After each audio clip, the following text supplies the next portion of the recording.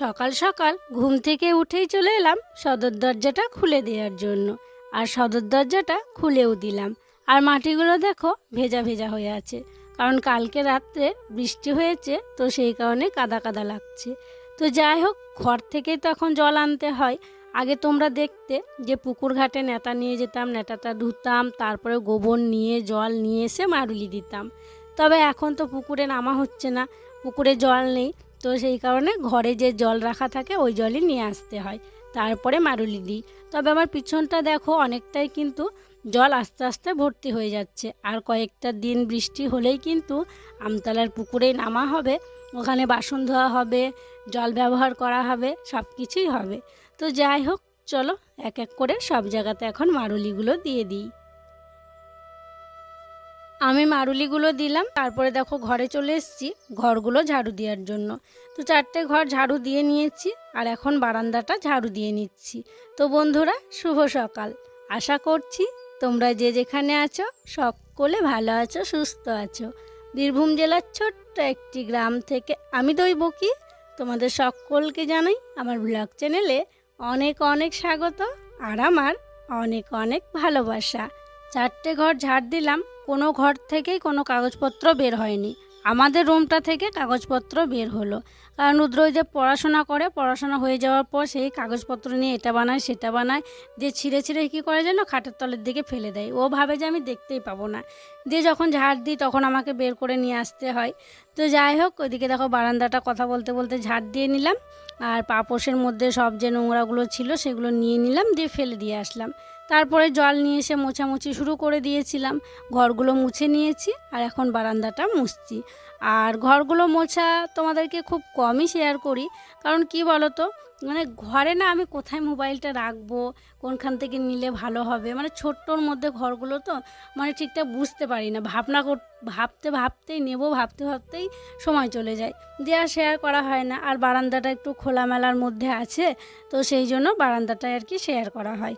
তো ফ্যানটা চালিয়ে দিয়েছি, জানোই তো ফ্যানটা চালালে মানে তাড়াতাড়ি শুকিয়ে যায়, তো সেই কারণে আমি যখনই ঘর মুছি আগে কিন্তু ফ্যানটা আমাকে চালাতেই হয়, যতই ঠান্ডা থাক। তো যাই হোক, এদিকে চেয়ারগুলো সরিয়ে সরিয়ে মুছে দিচ্ছি। আর এই যে বেঞ্চের তলায় দুটো বস্তা আছে সর্ষে, তো রুদ্র বাবাকে আজকেই বলবো বস্তা দুটো সরিয়ে দিতে, সর্ষেগুলো আর কি ড্রামের মধ্যে ভরে দিতে, নইলে কি বলো তো, এই বারান্দায় থাকবে তো বাচ্চারা এই জল ফেলবে না কি করবে, মানে ঢুকে যাবে, তখন খারাপ হয়ে যেতে পারে, তো সেই কারণে বলবো ড্রামের মধ্যে ভরে দেওয়ার জন্য। তো চলো, এই যে বারান্দা মোছা হয়ে গেল, তারপরে সিঁড়িগুলোও মুছে নিলাম।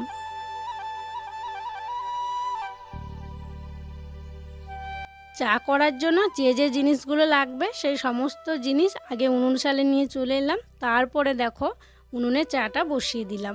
তোমরা তো দেখছো দুদিন থেকে আমাদের বাড়িতে গ্যাস শেষ হয়ে গিয়েছে, তো আগের দিন তোমরা দেখেছিলে ওই দিককার উনুনটাতে আর কি করেছিলাম চা।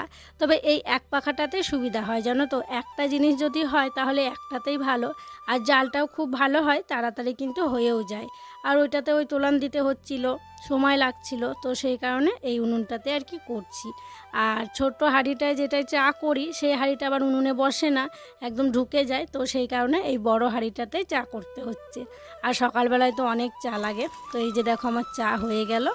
আর নতুন যে কেটলিটা নেওয়া হয়েছিল সেটাতে এখন চা রাখা হয়, তো চাটা এখন ঢেলে নিচ্ছি।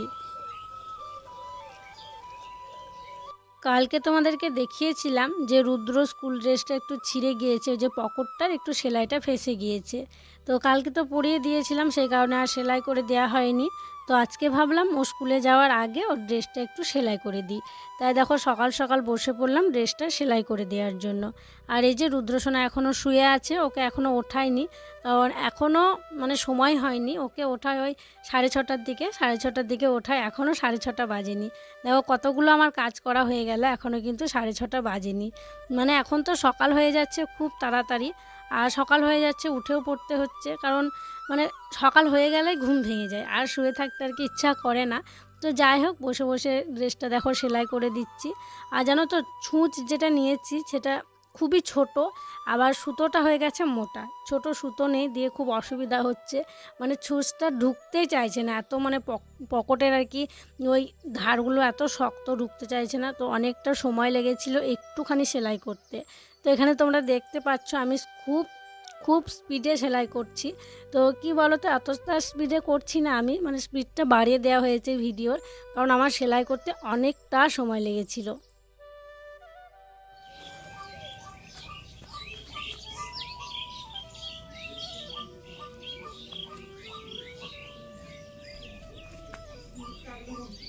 দুই উনুনে ছাই তুললাম, উনুন শালটা পরিষ্কার করলাম। আর উনুনের এক পাশে অনেকগুলো পেঁয়াজ ছিল, সেই যে ছোট ছোট পেঁয়াজগুলো তোমরা দেখেছিলে বড় ঝুড়িটার মধ্যে ছিল। তো ঝুড়িটা একদিন প্রয়োজন পড়েছিল, দিয়ে ঢেলে আর কি রেখে দিয়েছিল। তো পেঁয়াজগুলো ওখান থেকে নেওয়া হচ্ছিল, আর রান্না বান্না দিদি করছিল, তো পরিষ্কার করা হচ্ছিল না। তো আমি ভাবলাম পেঁয়াজগুলো বেছে নিয়ে নিই, আর বেশি পেঁয়াজ ছিল না, তো পেঁয়াজগুলো একটু বাছাবুছি করলাম বসে বসে। তারপরে দেখো উনুন শালটা লেপতে শুরু করলাম। আর আজকে অনেক দিন পর আমি উনুন শাল লেপছি। দিদি উনুন শালটা লেপে, আজকে অনেক দিন পর লেপছি। তো যাই হোক, চলো পুরো উনুন শালটা লেপে নিই। আর উনুন শালটা লেপতে লেপতে তোমাদের সুন্দর সুন্দর কয়েকটা নাম নিয়ে ফেলি। শিলিগুড়ি থেকে শুভ্রা দিদিভাই কমেন্ট করেছে, দৈবকী তোমার ভিডিও প্রত্যেক দিন দেখি, খুব ভালো লাগে। তোমার ভিডিওতে আমার ছেলে মেয়ের নাম নিও। ছেলের নাম উৎসব আর মেয়ের নাম অনামিকা। এই যে উৎসব আর অনামিকা, তোমাদের দুজনের নাম নিয়ে নিলাম। তোমরা সকলে খুব খুব ভালো থেকো গো। পরের কমেন্টটি হচ্ছে স্মৃতি দিদিভাইয়ের। দিদিভাই লিখেছে, দৈবকী তোমার ভিডিও না দেখলে আমার দিন যাবে না। তোমাকে খুব ভালো লাগে আর তোমার ভিডিওও খুব ভালো লাগে। তুমি ভালো থেকো আর আমার নামটা নিও। এই যে স্মৃতি দিদিভাই, তোমার নামটা নিয়ে নিলাম, আর তোমাকে আমার অনেক অনেক ভালোবাসা জানাই গো। আজকেও বেশ কয়েকটা জামা কাপড় সার্ফ জলে ভিজিয়েছিলাম। ওই যে উনুন শাল লেপার আগে এগুলো ভিজিয়ে রেখেছিলাম, কিছুক্ষণ ভিজলো, উনুন শাল লেপা হলো। এবার এগুলো কাচাকুচি করে দিচ্ছি। কেচে নিয়েছি আগে, কাচাটা শেয়ার করলাম না, আমি কেচেছি আজকে সবগুলো। তবে ওই যে এখন না আগেকার মতো খুব তাড়াতাড়ি স্পিডে কাচতে পারছি না, ধীরে সুস্থে কাচছি। আর কি বলতো, কাচাকুচি ভিডিও করতে গেলে অনেকটাই সময় লাগতো, ভিডিওটা অনেকটা বড় হয়ে যেত। তো সেই জন্য ভাবলাম না, কাচাকুচি আজকে আর দেখাবো না। তো কেচে নিয়েছি, এখন দেখো ধুয়ে নিচ্ছি। তো ধুয়ে নেব সব জামা কাপড়গুলো, তারপরে তখন মেলে দেব। আর ওই যে শাড়িটা পরে হসপিটাল গেছিলাম, সেই দিন তো আস্তে আস্তে ভিজে গেছিলো, তো সেই দিনকে জল কাচা করে মেলে দিয়েছিলাম, সার্ফ দেওয়া হয়নি। তো ভাবলাম আজকে সার্ফ দিয়ে তাহলে কেচে দিই। সেই দিনকে সারাদিন ওখানে পড়া হয়েছিল, আর ওই হসপিটাল পড়ে গেলাম দুবার আর কি পড়া হয়েছে। আর ওইদিকে দেখলে রুদ্র বাবা সসপ্যান হাতে করে কাকাদের বাড়ির দিকে গেল, কারণ আমাদের তো গ্যাস নেই। সকালে একবার চা হয়েছে, সেই চা শেষ হয়ে গিয়েছে। তো রুদ্রর বাবা চা খাবে, কাকা আমাদের বাড়িতেই আছে, তো চা করতে যাচ্ছিলো, উনুনেই করতে যাচ্ছিলো। তো কাকা বললো উনুনে করতে হবে না, যা আমাদের বাড়ি থেকে গ্যাসে করে নিয়ে আয়। তাই ও আবার সসপ্যানে সব কিছু রেডি করে নিল, তারপরে কাকাদের বাড়িতে গেল চা করতে। তো এই যে কাপড়টা মেলে দিলাম, তারপরে চলো বাকি জামা কাপড়গুলো এক এক করে মেলে দিই। সব জামা কাপড় প্রায় আমার মেলা হয়ে গিয়েছে, শুধু রুদ্র ছোট ছোট জামা প্যান্টগুলো মেলতে ছিল। তো ওইগুলো দেখো এই যে টিনের চালটায় মেলে দিচ্ছি। আর কালকে তো বৃষ্টি হয়েছিল, সেই কারণে মানে উঠোনে পুরোই কাদা হয়ে আছে। আর দিদি দেখো প্রেশার কুকারে মাটি লেপছে, কারণ দিদি প্রেশার কুকারে এখন মুড়ি খাবারটা করে নেবে, আলুর যে তরকারি করা হয় সেটা করবে। আর গ্যাস নেই, সেই কারণে এই যে প্রেশার কুকারে মাটি লেপে কিন্তু উনুনেই করা হবে, তাই দিদি মাটিটা লেপে নিল। হ্যাঁ, বড় মুড়ি চালা চালানো করে না, নিয়ে আসেন একটা, কত করে দাম? ও আনবো তখন দাম দর হবে, বড় মুড়ি চালা চালু, ওটা পূজার সময় মুড়ি চালা হয় তাড়াতাড়ি। এখন মুড়ি চালা তো সবই এটা কিন্তু এটাই এমনি থাকবে না, না কিছু লাগবে। হ্যাঁ, দূরে কেটে দিচ্ছে গো, এ দূরকেও তো খেতে লাগবে। অনেকগুলো তো কুলো আছে, তো ওখান থেকে সবাই এইটাও বললো ভালো। তো দিদি বেশিরভাগ কিন্তু ঝাড়াঝুড়ি করে, সর্ষে ঝাড়া, চাল ঝাড়া। তো আমি বলছি কি দিদিকে দেখিয়ে নিয়ে আসি, আর দিদি এখন যেতে পারছে না। এই যে দিদি আলু ভাজা করছে উনুনে, উনুনে তো বুঝতেই পারছো খড়ে জাল দিয়ে করতে হবে, উঠলে হবে না। দিদি দেখো তো, এইটা ভালো না এটা ভালো? সবাই বলছে এইটাই ভালো। কাঁচা কাঁচা লাগছে, পাকা বাস মিলে। আর আরও আছে এগুলো এখানে উঁচু উঁচু, মনে হচ্ছে ঝাড়েও পড়ে যাবে মনে হচ্ছে এদিকে। কাকিমা বললো এটাই ভালো, এটা ওই ডগের পাতার এই দিকটা, তাই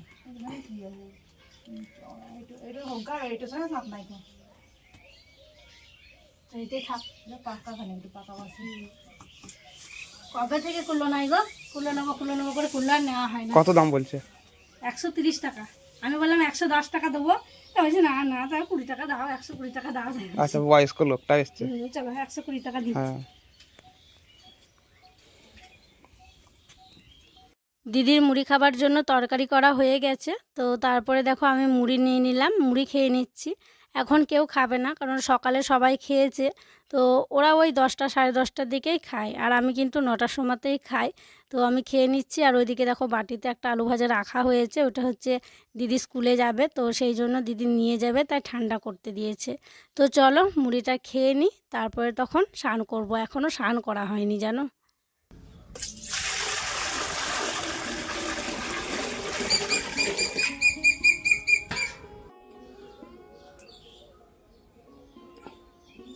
তোমরা তো দেখলে যে উনুন ধরিয়ে দিয়েছি, আর এই যে দেখো দাও দাও করে উনুন জ্বলতে শুরু করে দিয়েছে।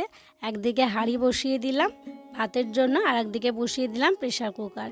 আর এই যে দেখো আলু কেটেছি, তো আলু দিয়ে আজকে বাদাম বাটা দিয়ে তরকারি করা হবে, তো সেই জন্য প্রেশার কুকারে আলুটা সিদ্ধ করতে দিচ্ছি। আজকে করব বাদামের তরকারি, তো সেই জন্য 1-1.5 ঘন্টা আগে বাদামটা ভিজিয়ে রেখেছি, যাতে করে খোসাটা তাড়াতাড়ি আর কি ছেড়ে যায়। তো এই যে দেখো বাদামগুলো কিন্তু ভিজেও গিয়েছে। এখন ভালো করে কচলে কচলে একটু বড় জায়গায় নেব, দিয়ে খোসাগুলো ছাড়িয়ে নেব। বাদামের তরকারি আমাদের বাড়িতে খুব কমই হয়।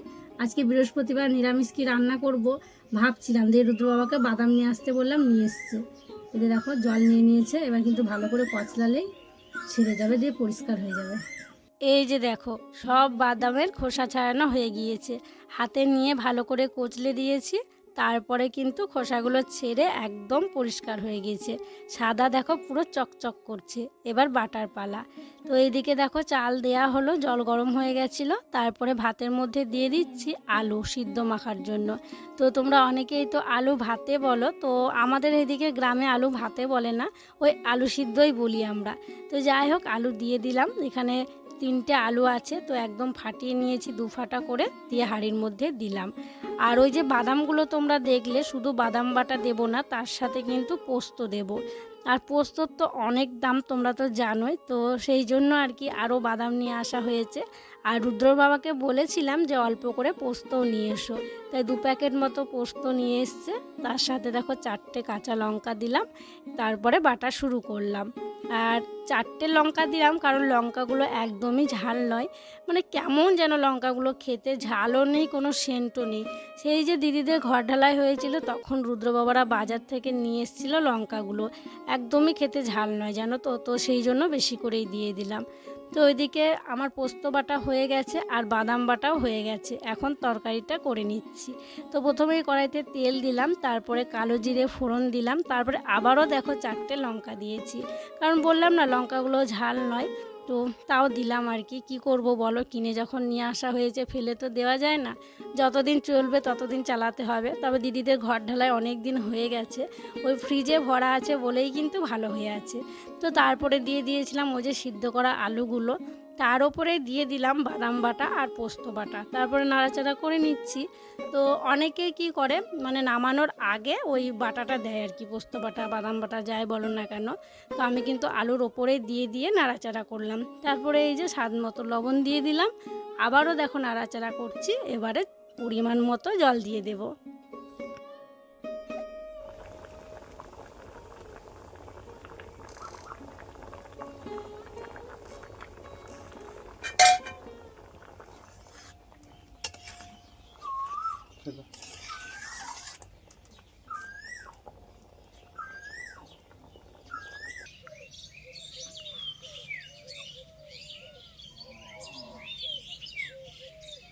রান্নাবান্না কমপ্লিট করার পর হাঁড়ি কড়াইটা ভিজিয়ে রেখে আমি একটু ঘরে গিয়েছিলাম, একটু রেস্ট নিয়েছিলাম, শুয়েছিলাম। আর এই যে আমার কাজগুলো দেখছো, দিয়ে তোমরা যারা আমাকে ভালোবাসো তারা তো বকাবকি করছো, তবে কি করব বলো, কাজগুলো আমাকে করতে হবে, যে না করলে কে করবে বলো, সেই কারণে করতেই হচ্ছে।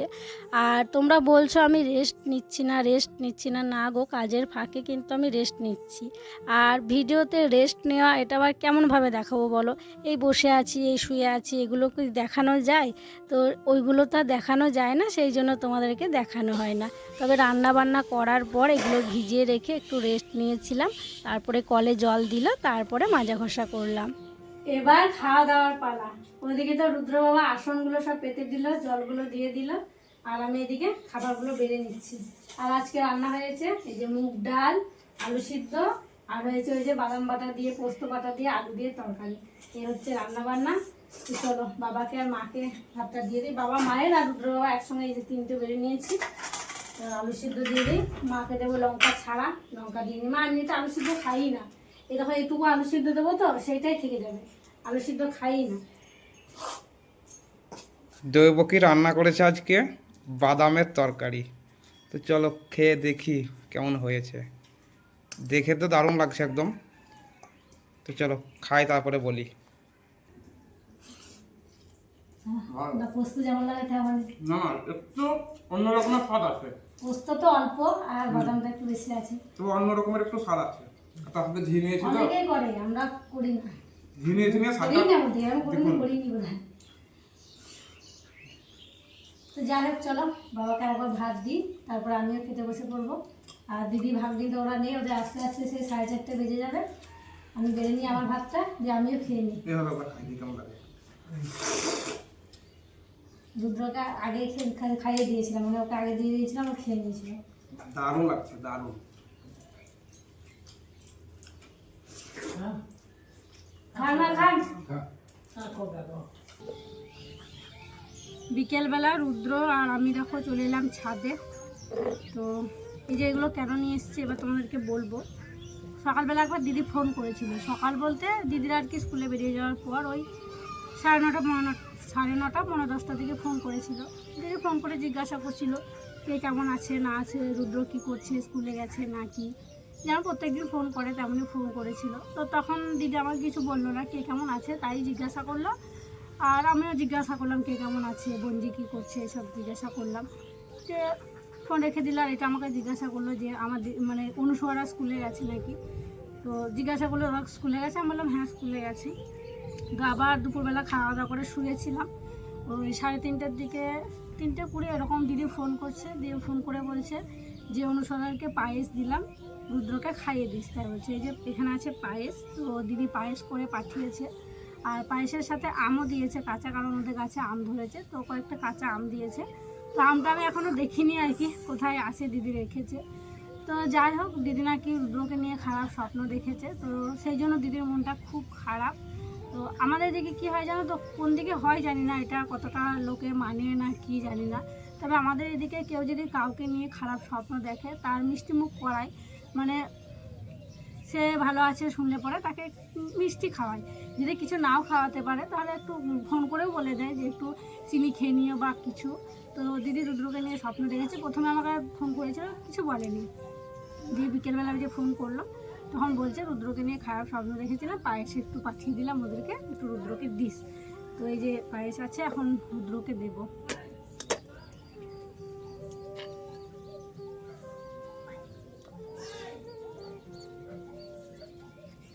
আর দিদিদের বাড়ি তো রামপুরহাটে, দিদিরা রামপুরহাটে থাকে। তো ওই রামপুরহাটে অনুসরা স্কুলে গেছিলো। তো স্কুল থেকে অনেকটাই দূরে আর কি দিদিদের বাড়ি। তো দিদিকে জিজ্ঞাসা করে নিয়েছিল যে ওদের ওইদিকে যাবে নাকি।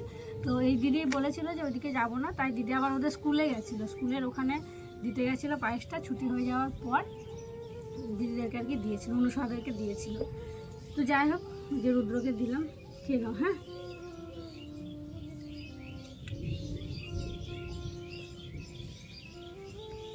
কি গরম করছে, দেখো মেঘ করছে জানো তো, মানে সারাটা দিন ঠান্ডা ঠান্ডাই ছিল, আজকে খুব একটা গরম ছিল না। দেখো মেঘ ঘুরমুর ঘুরমুর করছে, মানে গড় করছে, মনে হচ্ছে বৃষ্টি আসবে।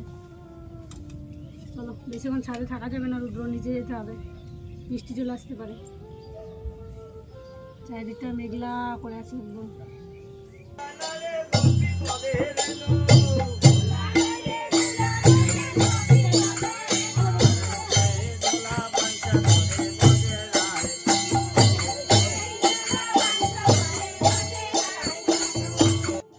রুদ্রকে পড়াচ্ছিলাম, আর প্রত্যেক দিন রুদ্রকে পড়াতে পড়াতে অর্ধেকটা পড়া হয়, তারপরে ওই 8টার দিকে হরিনাম আসে। তো হরিনাম মেলে তখন শুনতে পেলেই আমরা দুজনে বাইরে এসে বসে থাকি। রুদ্র আর আমি সিঁড়িতে বসেছিলাম, তো এলো, তারপরে দেখো প্রণাম করে নিলাম। বাবাও বাইরে এলো, বাবাও প্রণাম করে নিল। বেশ ভালো লাগে জানো তো, রুদ্র তো খুব খুশি হয়। আর এই যে দেখো পিছনে বাচ্চাগুলো কেমন নাচতে নাচতে যাচ্ছে। ওই যে দেখো বিল্টু যাচ্ছে নাচতে নাচতে। বিল্টু ঠাকমা আছে, তো বিল্টু ঠাকমার সঙ্গে বিল্টুও এসছে, তো চলে গেল। তারপরে আরেকবার প্রণাম করে নিলাম। হরিনামে প্রণাম করে এসে আবারও রুদ্রকে পড়াতে বসিয়েছিলাম। রুদ্রকে পড়ানো হয়ে গেছে, ওর ব্যাগটাও গুছিয়ে দিয়েছি, কালকে স্কুলে যাবে। আর এদিকে এইমাত্র কাকিমা এলো, কারণ কাকিমার শুকনো বিপদ ঘটে বসে আছে জানো তো। কাকিমা না তেঁতুলের ডালে অনেকটা খোঁচা লেগে কেটে গিয়েছে আর ফুলে আছে, তো ওষুধ লাগাতে এসছে। আমাদের বাড়িতে ওষুধ আছে, তো রুদ্র বলছে মা আমাকে দাও, আমি লাগিয়ে দেবো। তাই রুদ্র দেখো নিজে হাতে ওর ঠাম্মিকে ওষুধটা লাগিয়ে দিচ্ছে। তো কপালে লাগিয়ে দিল। তারপরে কাকিমা নাকি বলছে যে নাকের নিচেও একটু ব্যথা করছে, মানে নাকের ওপরটায় ব্যথা করছে।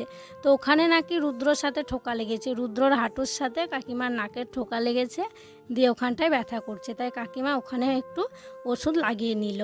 দেখো কি শুকনো বিপদ, মানে চোখে লাগেনি এটাই খুব জানো তো, একদম ভুরো আছে, ভুরোর ওপরটাতে লেগেছে, মানে দেখতে এমন লাগছে, কাছ থেকে দেখালে তোমরা বুঝতে পারতে। তো যাই হোক, কী আর করবো।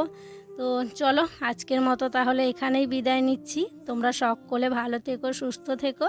আর যারা নতুন বন্ধু হয়ে আমার এই ভিডিওটি দেখছো তাদের কাছে একটাই অনুরোধ করছি, আমার চ্যানেলটিকে সাবস্ক্রাইব করে আমার পাশে থেকো। আর যারা পুরনো বন্ধু হয়ে আমার পাশে আছো তাদেরকে আমার অসংখ্য অসংখ্য ধন্যবাদ আর অনেক অনেক ভালোবাসা। দেখা হবে আবার পরবর্তী ব্লগে।